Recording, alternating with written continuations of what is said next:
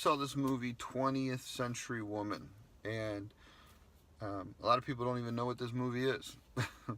It's a movie about this woman, 1979, her life and her journey, and the people that were around her, their life and their journey. So sort of like what it was like in that time period. And the lead character is based on the mother of the writer and the director of the movie.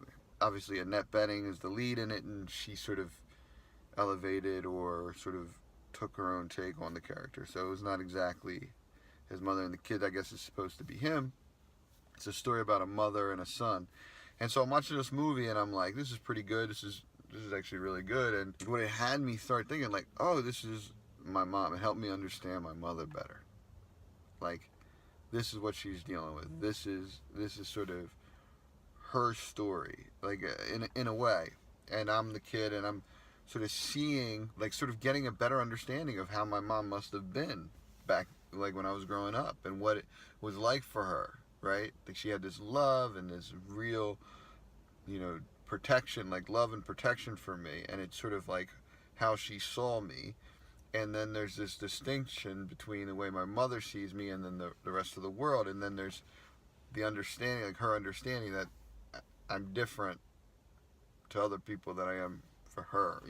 So it was this sort of complex, emotional thing, but it sort of brought me some understanding. And then it goes into about relationships and about how we are in relationships, how people are in relationships. And I started to get some understanding about, oh, this is what I'm doing.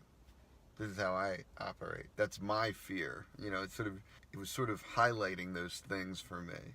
And then it sent me down a path where I was like, this is why I like movies. Like, sort of, I've never seen like a clearer version or clearer reason why I like movies than they take issues, they sort of sum them up in a way, and the summing up of those issues contributes to my understanding of those issues in my life. Sort of a better understanding of the world in my life. I was like, oh, this is why I like art, because it helps me. This is what they're talking about when they said that there's a cathartic effect of art. There's always been that for me. That's why I do these reviews. That's why I love movies. I love stories. We all live in stories. And these are like well-told stories. And so there's sort of profoundness to this movie for me. And I just really loved it. It really delivered for me. And there were some moving things.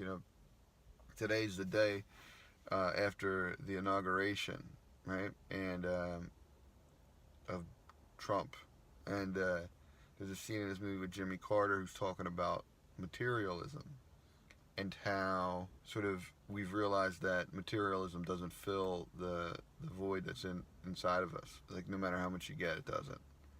What I found really fulfills is a service, right? Like being of service, being a contribution, making a difference.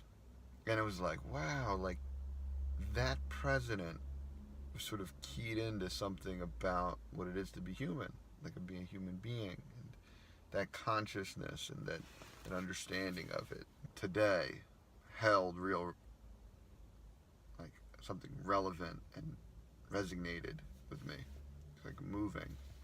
Beautifully framed. I mean, it takes place in a house, and the house is under construction, and it's continually under construction throughout the movie, and it's the sort of, I don't know if it was intended or not, probably, but like a metaphor for the characters is that, and for life, is like we're always constructing ourselves, and the nature of the construction of the house is sort of like, okay, almost random in a sense, and like where you're expecting it to lead wasn't going to lead, and that's one of the lines in the movie where you expect you're going to end up, you're not going to end up.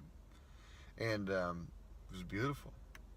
Okay, so should you see this? If you saw the trailer, you should definitely, if you liked what you saw in the trailer, you should definitely see it. And if you thought, oh, I think I know what that is based on the trailer, and I'm not sure, I would say, listen, all your doubts, toss them aside and go see this movie.